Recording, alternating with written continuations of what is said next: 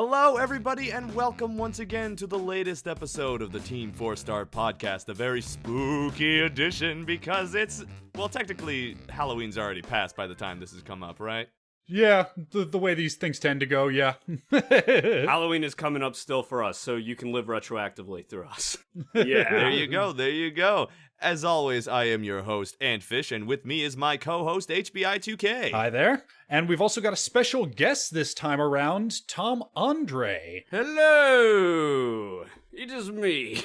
Yep, and he is here because I believe when I invited you, I said that you had placed rather highly in the TIBA Yeah, I contest. still have no idea what exactly we placed, so I know it's somewhat high. So this will come out, by the time this comes out, that'll all have been announced, and the people will already know, congratulations, dude, you guys won.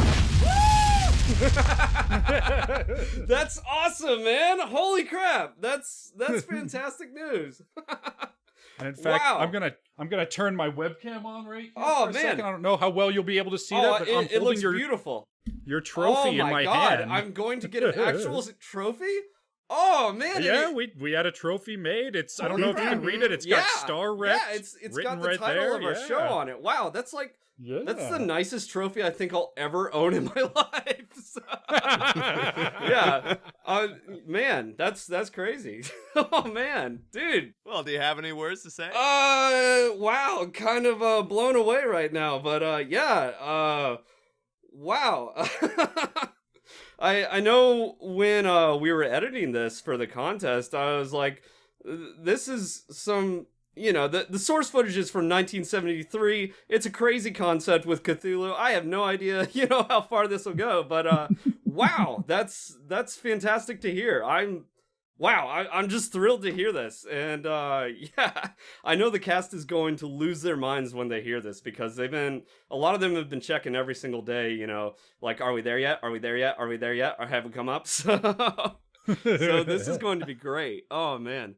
Or I could play it totally evil and just not let them know and keep them in suspense. But that would be kind of an evil run. Sorry, I've been watching a lot of Westworld lately, so No, what evil would be getting off of this call and then saying, yeah, it turns out the reason they wanted me on was because we placed 31 and we almost made it and not quite. Yeah, they're actually doing the worst of TIBA countdowns. And we scored number 1. That's what I'm going to tell them, and it'll go over fine. It'll be totally cool. It's actually really funny, because, I thought that HBI had told you that you guys had won, so I didn't know that you didn't know, so just the fact that this is genuine. I love it. I maybe had a tinkering, or a tinkering, what is that?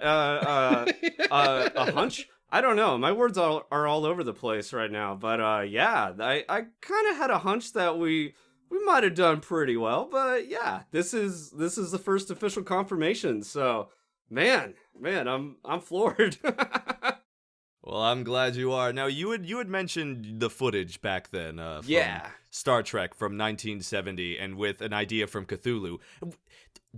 Why the decision to use Star Trek and add in Cthulhu in there? Okay, so my very first introduction to the Star Trek animated series was pretty much by accident. We had YouTube up over at a friend's house, and it was just doing like an autoplay. It was going through random things, and I forget what we had looked up originally. Something funny.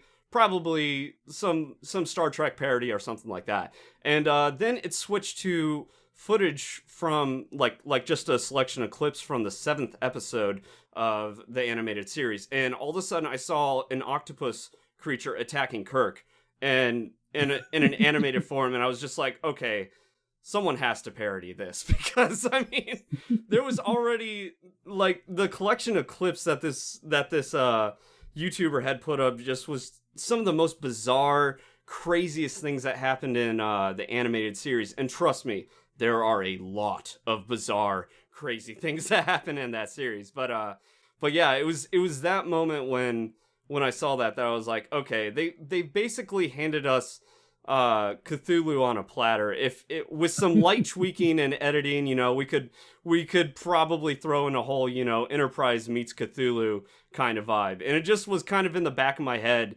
like, man, someone should really parody that. And then you guys announced this contest, and we were sitting back and thinking, wow, what should we parody? What should we look at? We took a look at a few animes, but then we just on a whim, we decided to, look back at Star Trek the Animated Series just from that one YouTube video. And oh man, it was even the opportunities to just tell jokes and completely like twist the meaning and original intent of the show it was too great that we had to do it. So, well, if you weren't going to choose Star Trek, what you said animes you were watching, what animes would you have chosen if not Star Trek? Man, we were tossing around quite a few. We didn't honestly get too far down that whole pipeline. Just because a lot of them were personal animes that we had seen and really liked, but we didn't have quite the idea of what story we were going to try to tell with it. Something like Psycho-Pass. Like we actually put out a call on our Facebook community page asking people to chime in with any suggestions, and we got everything from Psycho-Pass, Death Note, Full Metal Alchemist, but the thing was, we felt like those, those are really popular series, and we kind of wanted other people to have their chance with that, and so and this just seemed like such an oddball, like kind of out of left field thing for us to do. I've never worked with source footage from the 1970s when parodying something or trying to make an abridgment. So. Yeah, it was definitely a new experience and a lot of fun. I think a lot of people are going to be like really surprised when they see like what the number one winner was. Like I think a lot of people were even like, I think they were weirded out when they saw like, wait a minute, Teenage Mutant Ninja Turtles from the 80s, Vader abridged? Like everyone would have just assume anime, right? Yeah, but I like that you guys went on a different idea with it. And because you use something from the 70s, it does really give that feeling of like a C-Lab 2021 or anything from Adult Swim. Oh, yeah. So that's why it worked, I find, really well, especially with the editing for like when they walked in and it's just like everyone's dead and there's blood everywhere. I'm like, that's mwah. I think that was like one of the very first ideas was like, okay, everyone on this space station needs to be dead, and we need to have that iconic warning from Dead Space, cut off their limbs, written in blood on the wall. Like that'll really set the tone that this is probably going to be a little messed up. So. Yeah. Antfish mentions C-Lab 2021, and as I listen to the judges' blurbs for yours, literally every judge at some point says something like, "This reminded me of C-Lab," or "This is something that could have aired on Adult Swim," or man, I think I was the only one who said the words William Street because that's what a nerd I am. Dude, yeah. Guys, that's the best compliment I could receive, just to hear that. We totally, you can see the inspiration from C-Lab 2021 in this series. And yeah, it was just such an amazing series. And to be able to kind of bring a little bit of that into Star Trek was a lot of fun, because some of the things Kirk does just doesn't make any damn sense. Yeah. So to bring in a little bit of that Captain Murphy into him, that was so much fun. For those of you who have not seen C-Lab 2021, watch it. It's fantastic.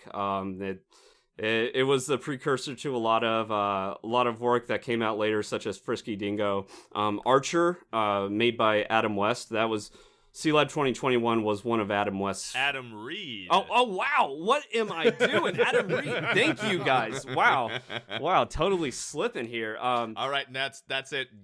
Taking the trophy. I know, dude. You should take it away. Like, wow, that was terrible. I've watched so many episodes of Archer, and why did I say Adam West? So you mentioned Archer previously. Would you say that Archer is a big inspiration for the writing style, or what was the process of making this in terms of writing from start to finish? The process was super enjoyable, but from a production standpoint, not very smart on my end. So we basically just got a bunch of friends together and pretty much just marathoned the entire Star Trek animated series, looking for which episode we were going to settle in on, as far as, which episode we wanted to use as our base and parody the most. And then just watch the other episodes, kind of see what else was out there in terms of craziness and assets that we could, composite in there.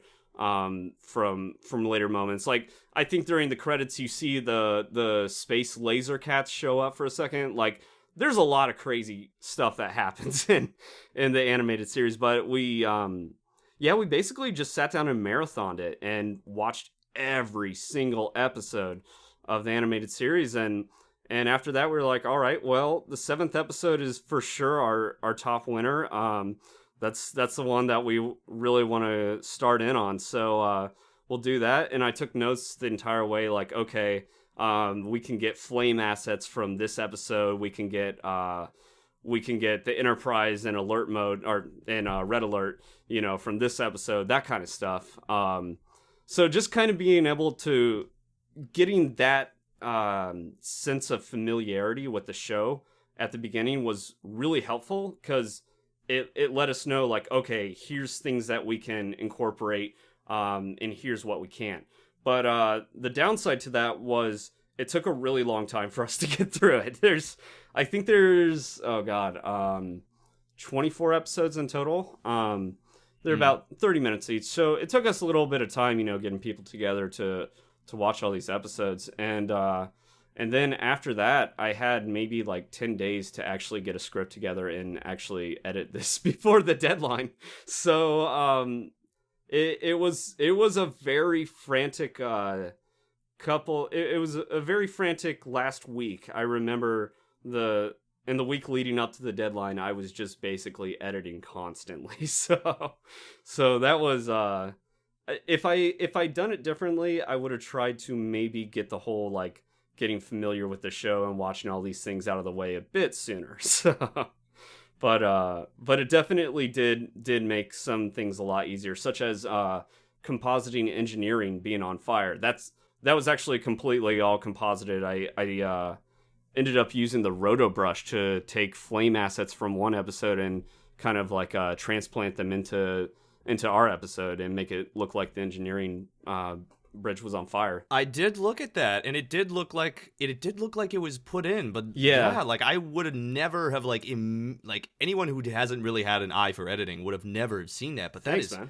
Phenomenal. Thanks. So you were talking about editing as well as writing. Tell us about the voiceover process. How did that work? Did everyone go to, like, someone else's house? Did everyone just go to their own houses and had their own recording studio? What was that all about? I wish.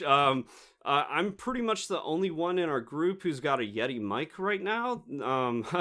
We're working on acquiring more just in the future, but yeah, I've got a Blue Yeti set up at my house, and I've been recording people for pretty much all the parodies we do, like Slap on Titan. We've been recording people for that for about the past 3 episodes or so. So I've gotten pretty comfortable with it, and we just make a day of it. Just have people over at my house, record lines, and see how funny we can get with our takes. Dude, I gotta tell you, just the idea of people sitting down, just watching the series, writing it out, then going into one place just to record, that sounds old school, and I love it. It is very old school. I still haven't quite entered the digital realm, I feel, of recording voice actor takes over Skype or anything like that. And I don't know, there's just something about being able to sit down and collaborate in person with people and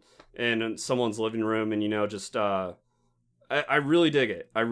But there's nothing better. Yeah. It's in terms, and especially with like really hard takes are takes where you need your voice actors to get really emotional or basically deliver a kick-ass performance. It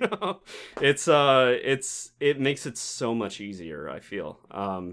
One of these days, maybe when 360 degree virtual reality becomes a thing, maybe we'll all be able to easily record over Skype, and it'll be like we're just sitting right next to that person. But we haven't quite gotten to that stage yet. We can do 360 video in VR, but I worked with it a little bit. It's not quite there yet. So it's getting there. Yeah, it's getting there. It's promising. It's promising. But give it a few years. Well, you had mentioned that you did another series, Slap on Titan. Oh God! And you said that you have you also said that you have a Facebook page. So what exactly? So you have a production name then? Yes. Of sorts. Back in 2013, a certain anime called Attack on Titan. You guys might be familiar with it. Yeah, nah, not at all. Not at all. So that came out, and I was seeing a lot of just parodies coming up online, and I was kind of a fledgling video editor, and also really just try not to do my organic chemistry homework. So I would watch these anime parodies. Shinigami Eater, I believe, was yes. Yeah. I was watching a lot of his stuff, and I remember reaching out to him, and I was like, dude, if you took these shorts and just applied it to the full series and just like tried to parody every single scene, that would be amazing. And he was very kind about it, but he was like, yeah, that's a shitload of work. And oh man, I had no idea at the time just how much work that really entails. But I got this crazy idea in my head to try to, parody a few scenes. And so I started doing that, and one thing led to another. I guess I really didn't want to do my organic chem homework, because I ended up writing out pretty much the first 10 episodes, just things we could do to like tell a whole different kind of story in the Attack on Titan universe, but just make it as crazy and fucked up as possible. So even more so than it already is. Yeah, it's that's I feel like dark animes kind of lend themselves to parodies very a lot more easily than shall we say lighthearted, already funny animes, or comedic animes per se. It's so it was just kind of an experiment at the time, and I started going with it, and people actually liked it. So I started doing more, and 3 years later, here we are. I'm still doing that, and now I'm doing Star Wrecked as well. So yeah. All right, well, I'm sure everyone cannot wait for more Star Wrecked. And you said that you have a Facebook page. What is the name of the Facebook page, in case anyone would like to find it? It's just the Facebook page for Slap on Titan, the show we started doing originally. So yeah, and we're still continuing that, even though my editing schedule is just it takes so long. But I'm sure you guys can understand that. So oh yeah, it's one of those things. I think, oh God, what are we going on, like 5 months since my last release? It's been a while since I got the last episode out, but to be fair, I have been in the job market and actually, getting a real adult job for the first time in my life. So that's kind of an achievement, right? That's an achievement for a millennial, I think. Oh yeah. Right? Something like that. It's funny how it comes full circle. You get the real adult job, and then you realize, no, now I want a little kid job again. Yeah. It's definitely been a little bit interesting adjusting. It's been hard to keep up editing while also doing all this training for like full-time videography and just helping out with films across Columbus and stuff like that. So yeah, it's been a really good time to learn a lot of new techniques, and now I can't wait to apply them to Star Wrecked and Slap on Titan. Right on. Well, I'm excited to see where this goes on, but I'm even more excited to get to our special questions. Oh yeah, let's do it. So every time we do the TeamFourStar podcast, we usually have the hashtag AskTFS, where people on our social media sites like Twitter and Facebook and Reddit will ask us questions. This time, we did a very special hashtag called AskTIBA, where people wanted to ask questions about the TIBA contest, what their thoughts were and all that, and we have a couple here now, so I'd like to go over them with you guys. Cool. All right. So we'll go with our first one. by Keaton Lau. He asks, what was the main goal of starting the TIBA? The way I like to put it is to get people to start. Because it's so easy to get hung up on, analysis paralysis, planning, that having an externally imposed deadline kind of lights a fire under you. Yeah. It forces you to start making something. Oh, yeah. So I'm taking it, what was the motivation to start for us on our end? Yeah, absolutely. Yeah. Well, obviously, because it's TIBA, but yeah, a lot of the motivation was just, hey, there's this awesome contest coming out. We happen to be fairly good at these kind of things. It's one of the few skills that I have that I am super good at. So let's see what's the wackiest, funniest thing we can do and come up with as a group. And yeah, that was pretty much our motivation starting out. And like I said, having just our friends get together and watch it over at our friend's house and just basically make fun of the series as it was playing on the TV. That was really where it was all at. That it was a lot of fun just to start up and do, and one thing came after another, and yeah, before we knew it, we had plenty of material to put in. Yeah, so I'm curious, TIBA aside, when you were starting Slap on Titan, it sounds like with Star Wrecked you kind of just jumped in and just kind of did it, yeah. which was entirely what we were going for. Like, a month is just long enough that it's doable, but just short enough that it's a challenge. Oh yeah, for sure. But did you do a lot more planning before you got into a Slap on Titan, or did you also just kind of jump into that? When I was first starting out with a Slap on Titan, I did so much planning. I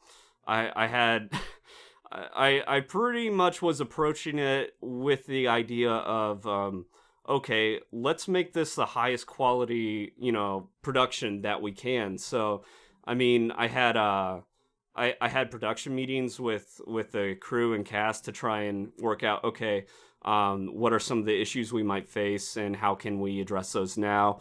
What are some of the areas we can record in? We got super lucky when we were just starting out, in that we had our friend the Canadian, as he's colloquially known. He is an audio engineer. So that really helped us out in the beginning a ton. Make friends with audio engineers. Treat them good. They're good people. Oh, yeah.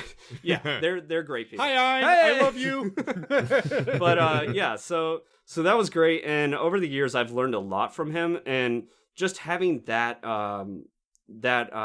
background training from him and over time, supplementing that with my own knowledge and training, that's been extremely helpful in getting us to produce a high quality product. Because I mean, one thing that you'll see no matter where you go is that a mark of a lot of beginning productions is just bad audio. You see that in indie films, you see that on web series online.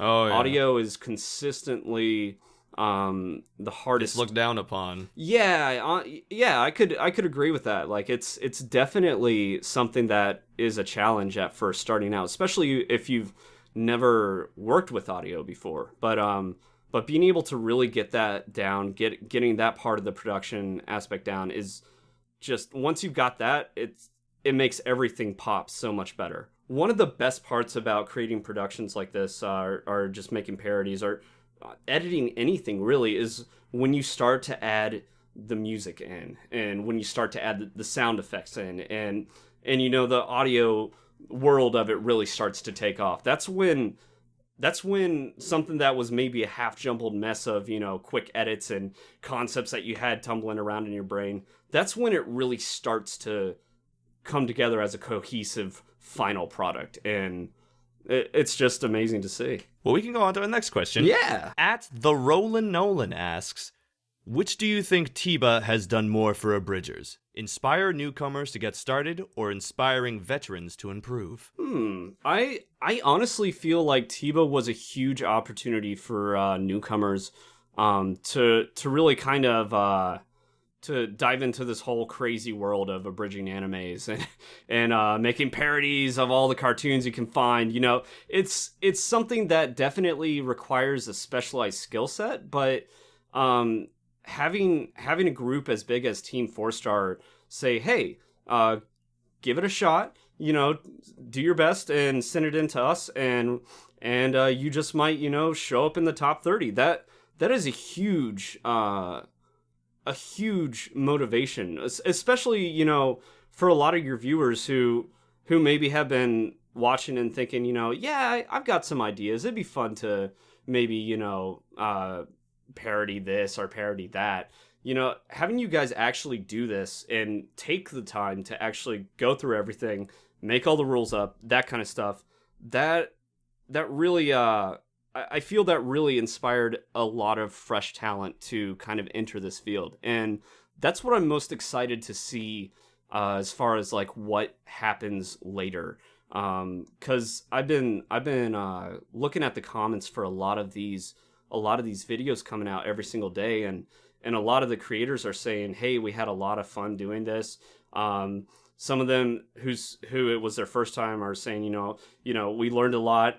We want to keep doing this and pursuing this. And yeah, I really think we're going to start seeing a fresh wave of talent come into this field, which is great because there aren't enough abridgers out there, I feel. Or at least, I mean, there are people making parodies and throwing it up on YouTube, but people who take the time and dedication that, you know, Sword Art Online Abridged takes, TeamFourStar takes. We don't see enough of that, and to see more people, you know, giving it a shot, putting their best hand forward, that I think that's going to inspire a lot more quality productions to step up. Yeah, I've said over and over that I think that the benefit, like, it's really cool to see the top 30 and see that countdown happen, and especially now that as we're recording this, we just announced number 7. Nice. So we're getting into the top 10. Yeah. We're getting into the, you know, the top tier of everything. That's really cool to see. But I think if we did it right, we won't really know what the value of this is until at least like 3-4 years down the line. Oh, yeah. When you start to see the people who just started because of this, yeah, like really come into their own. Yeah, I mean, it takes time to really master all of the different skills, such as, like we were talking about, audio, color correction, compositing, all that kind of stuff. You know, it takes a lot of time and a lot of practice, but once you start getting that down, it really makes you a powerful editor, and you can really start to do a lot more with it. I mean, I'm doing this now professionally, you know, editing professionally and shooting video professionally. So that's one testament to what you can do with these skills. So. I did on my channel like 5 years ago now, I did a contest which was even more slapdash than TIBA, if you can believe it. Wait, I think I might have heard about this. Was this the one that did Yamato SFX enter this one, and was he the winner of this one, or was that another contest? Yes, he was, and he went on to do Sword Art Online. Honorable mentions included Kieran Lord Moonstone, who now runs our gaming channel. Oh man, yeah. So, I mean, at the time, I think I sent people... Actually, I'm pretty sure I had just gotten the first Dragon Box. Yeah. And so my top prize was my old orange brick set of Dragon Ball Z because I didn't want it anymore. Didn't you do it with like wasn't there like a 3-day time limit or something crazy? Like it was 1 week. 1 week. I gave people 1 week because that's how long it took me to do my first episode. And dude, that's amazing. Wow. You really put them through the ringer. Yeah, no kidding, right?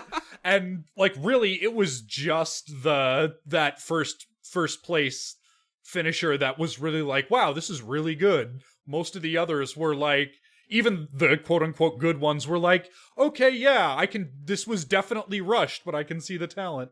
But so I mean the videos that came out of it, like, hey, whatever, but now we're able to look back from 5 years perspective and say, oh my god, these people, this is where they started, and now I'm working with them, and that's awesome.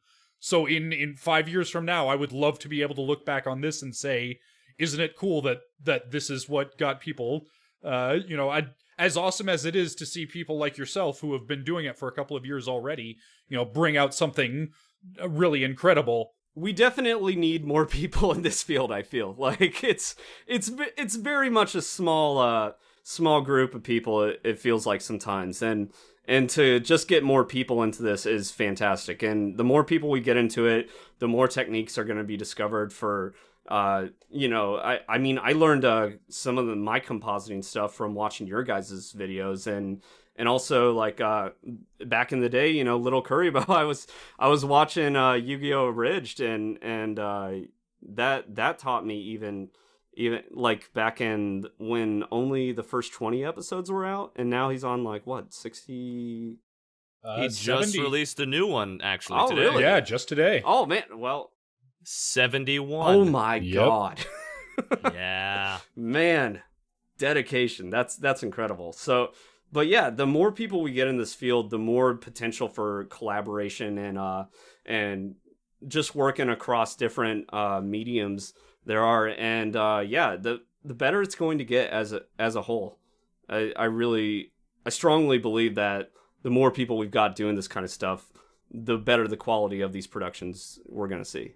Darkos_Overlord asks, so, who exactly put all the entries in their actual top 30 order? Did all the judges meet in one big Skype call, or...? I am very interested to hear how this part of the process went. Yeah, so just the opposite. As much as possible, we tried to keep all of the judging separate and not influence each other at all.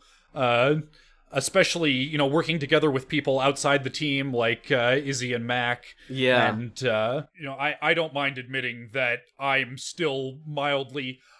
I always call Little Kuribo Martin because calling him, even all these years later, calling him Little Kuribo just reminds me like, holy shit, I'm talking to Little Kuribo. Yeah. So to keep from fanboying, I have to call him Martin. So we didn't want to make people intimidated. Some of us can be quite opinionated, and we didn't want to let some judges just dominate the proceedings. So we used a point system. Each judge ranked them in video, audio, writing, and then we had a judge's tilt category where we just had 10 more points that we could just throw in or leave out willy-nilly, because, sometimes things are just, they're more than the sum of their parts, and we wanted to be able to recognize that, yeah, okay, I might be able to see that on a technical perspective, this is, X, Y, and Z, but it's more than that. Then we just added those scores together, and that's what determined the top 30. And actually, the one big change that I would make if I had it to do over again is, since we did have judges like, especially Scott Kaiser and Martin Little Kuribo, these are busy guys. They can't sit down and watch 300 entries, which is... Did you guys have 300? We had something like 450, didn't we? Oh my God. Yeah, I did the first pass. I did, me, HBI, Yamato, and Mac, we did the first pass.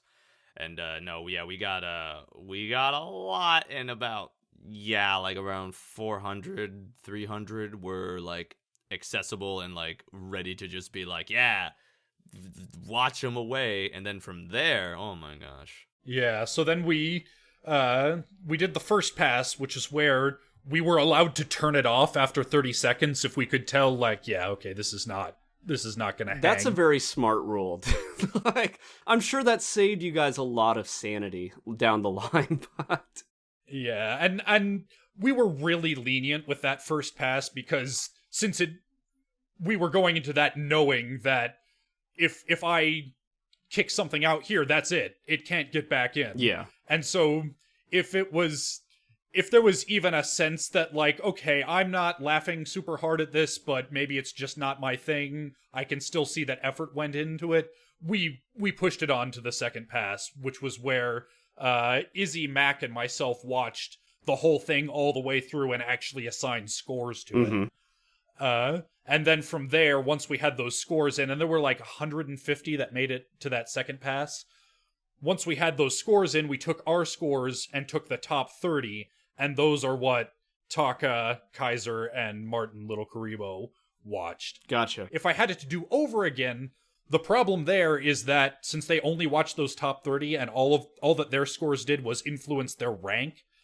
what we really should have done is made them watch the top 40 or the top 50 and give their scores and then narrow it down to 30. Because the problem that we ran into is that like 30 to 25 or like 30 to 20, those don't really reflect all of our judges' opinions, and there are some that didn't quite make it into the top 30. Yeah. That probably would have if we'd done it that way. Yeah. So hindsight being 2020, that would have been a better system. But like I said, in my old contest, I was the only judge. It was entirely like, hey, these are my fucking DVDs, so what I say goes. Screw you guys. Yeah, I'm pretty impressed with the organization you brought to this. That's a lot of people to collaborate with and, you know, get their opinion on for this many videos. So, not bad, guys. It's, you know, we do feel bad for those, like, probably entries like 50 to 30 or like 50 to 20 or so. Yeah. Like, they're all...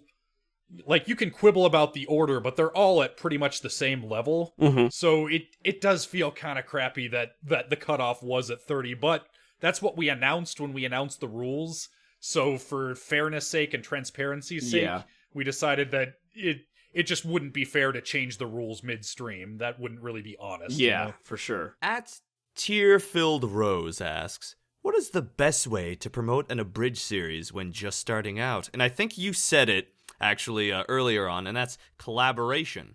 If you collaborate with people, if you're able to put your minds together, then you'll be able to make something great, because maybe someone might be like, oh, I'm a little like, I don't know about this, but if you have that extra person to pick you up and remind you why you want to do this, the sky's the limit. Yeah. And approaching it with the intent to put out the best quality product possible, and I, for example, when I was just starting out, I was like, okay, I'm making Slap on Titan. I want it to be as big as possible. How do people promote their own small films? So I started looking up that and how do people promote their web series? And one of the main things I saw was, you know, have a release schedule, have a trailer, have marketing materials that you can just, if someone, you know, get your elevator pitch down. So if you run into someone at a convention or anything like that, you can quickly bring up, hey, I'm doing such and such, and they'll know where to go to find it.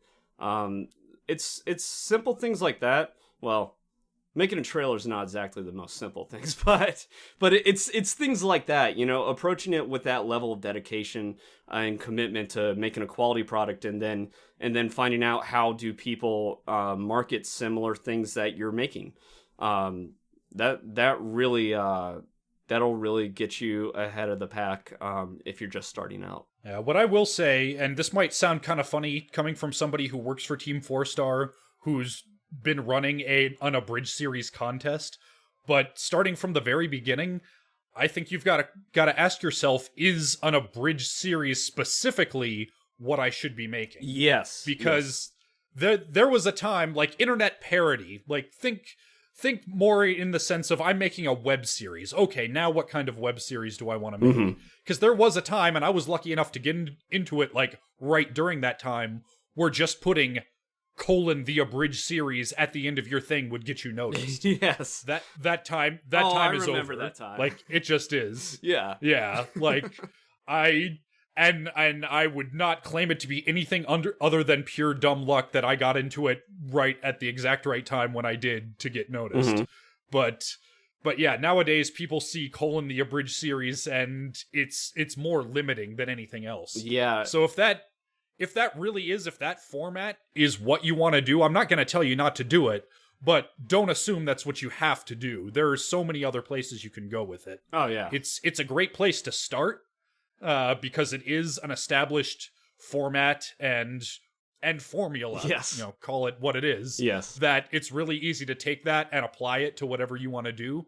But just because it's easy doesn't necessarily make it the right call. So do sit down and think about whether that's what you want to do, or whether you can come up with a format that's even better for you and your style and what you're trying to do. Exactly. But after that, and again, this might sound funny coming from somebody who works for TeamFourStar, but do as I say, not as I do. But consistency and just putting out content on the reg, yes, is a huge thing. I'm still learning that part. So yeah, it's definitely a learning process. But yeah, and when I first got started, like I said, I made my first episode in a week, and I made the next 7 episodes after that in a week. Every Friday, that's when an episode went up.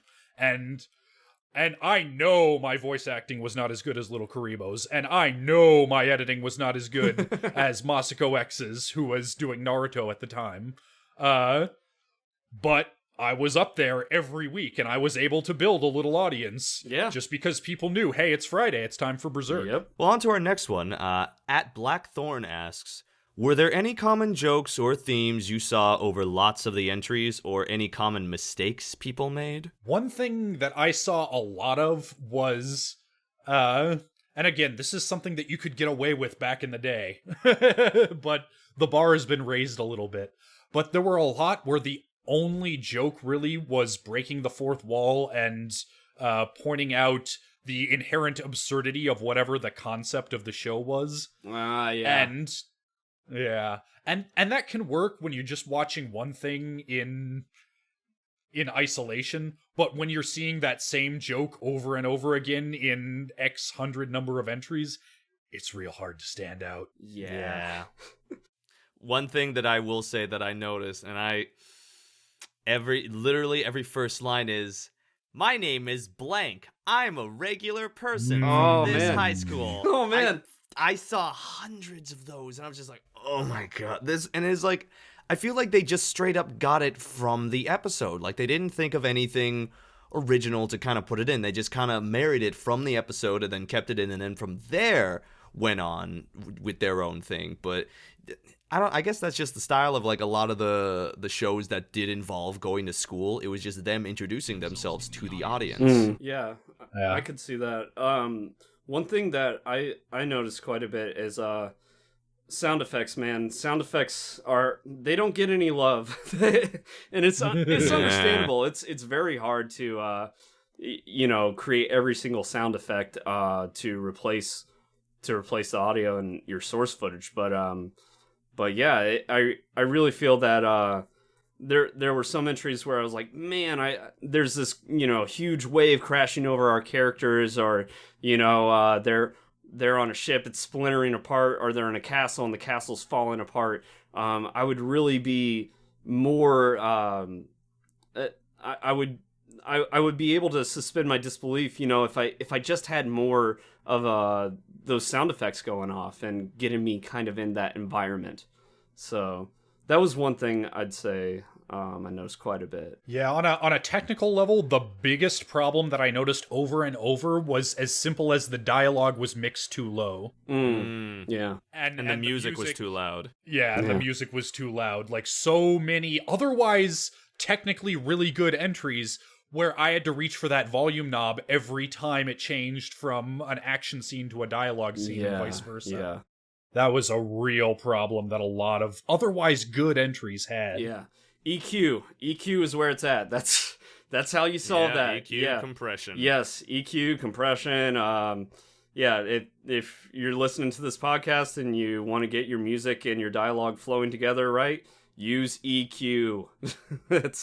It'll solve all your worries. Or drive you insane. Mm-hmm. One of the two. It's audio. It will drive you insane. Yeah, it will drive you insane. Let's be honest here. And the other big one that I saw, and this is more of a personal preference thing, but just characters being horrible to each other for no reason. We're at a point in media, it seems, where that's a very common thing that we're seeing, like in just not even online video. I blame Seinfeld. Seinfeld, yeah, Seinfeld is a good starting point for blame. But and like shows like Archer, of course, where they're always just cracking down on each other. And that's the thing; it can be done well, but it is so much harder than you would think. Because it needs to arise from character. There needs to be a reason why they're being so horrible. They can't just be mean just for the sake of being mean, because then it's just like it it's like soul grating to watch that, Especially if there's no repercussions to the characters. Like, that's my biggest problem, is like, because assholes just getting away with being assholes. That's like, nobody wants to see that. Yeah. They want to see the good guy win, but that won't work if everyone's the bad guy. Exactly. Yeah. You gotta have things that you can root for with characters, and they can't just be a one note, I'm insert asshole character here. There's got to be depth to them, Yeah, and once again, do as I say, not as I do, because back in the day, I did Berserk and I did especially Gantz, and that was a lot of what I did, and that's honestly a big reason why for my third series I chose Escaflowne, because it was a lighter, softer, and I decided to go with that. I said, I want to make a series where everybody's a good person. And it was so much harder to write. Yeah, I feel like you probably learned a lot though from that, and it probably made you a much better writer, because you didn't have that easy, just insert this person being a douchebag, ha ha ha ha. You didn't have that to fall back on. So yeah, it's not bad. Yeah, and honestly, that's another reason why I call making abridged content a good start. Is because in a lot of ways it is coloring in the lines, because you're adapting characters that already exist. Yeah. That's not necessarily a bad thing, but as you're doing that, pay attention to who are these characters, why are they doing what they do, what can I learn from, presumably you like the original, or else what are you doing? Yeah. So I mean, that's a great way to study that original content and what it did right, and what can you learn from that. And how can that make you a better writer? Exactly. And we're going on to our final question. Ooh. At HapChap76 asks, despite the negative reception of some aspects of the TIBA, do you guys have any plans to pursue holding another competition? Plans is a strong word. Plans implies concrete deadlines and steps that we intend to take. So the answer to do we have plans is no. When's the deadline for the next contest? We need to know. So. and that's for a pretty simple reason. Like we've talked about how such a big goal of ours was to give people a starting place and give people an incentive to start. And here's the thing, we did that to the extent that we were able, and hopefully we've been successful. If we do the exact same thing in a year, it would get some people to start, but it would also reach most of the same people that we already reached last year. So it would be doubling the amount of time and energy that it takes for us to put all this together without even coming near to doubling what we'd be getting back from it. That's a good point. Yeah. So to put it another way, we've been together for a team for 8 years now. Whew. So in another 8 years, we'll think about it. Yeah, I was going to say, I think this contest was a fantastic idea. I would like to see it happen again at some point down the line, but I totally understand a year might be way too soon. You want to give it time to kind of percolate, and yeah, maybe, who knows, maybe 8 years down the line, we might see another TIBA 2024 coming out. Yeah, maybe you'll have your own contest. Oh no. It'd be fun. I can only imagine though, if you guys got 400 almost 450 entries, how many there would be in 2024. So. Yeah, exactly. Yeah. And who knows what we'd be doing down there, right? Dragon Ball Z only lasts so long. Although, you know what? You could have said that when we very first started, and now there's been Kai, there's been Super, there's been so much material coming out. Xenoverse, ain't no getting off this train we're on. Yeah, you guys, they're never going to let you go. They're never going to let you stop. They're never going to give us up. They're never going to... Oh, sorry. Yeah. Put me in the mindset of back in the day when that was a fresh joke. Hey, man. Oh, my God. Don't ever apologize. It's okay. Just kidding. That was never a fresh joke. Well, Tom, I just want to say thank you so much and congratulations to you and your team for winning the first ever Tenkaichi Budokai Ironman Abridgathon. Man, thank you so much for running this competition. It's been a blast every single step of the process. So thank you guys for doing what you do. Thank you for doing everything to get this up and running. And yeah, thank you. Oh, no problem, no problem. Is there anything you would like to say? Any closing comments, thoughts, concerns, anything you would like to plug? If you haven't seen our other stuff, check it out on YouTube. Our series is A Slap on Titan. We're going on our 18th episode now, so you got a few hours worth of comedy sitting your way, but yeah, check us out. And for everyone in TIBA, keep challenging yourself, keep going at it. If you enjoy doing this, for sure keep at it, because there's so much potential for these kind of things to affect your life in very positive ways. I've gotten my job from starting out doing anime parodies, and I've learned how to become a professional pretty much doing this kind of stuff. So if you did enjoy this contest, please keep at it, and like I said, keep challenging yourself and growing. And yeah.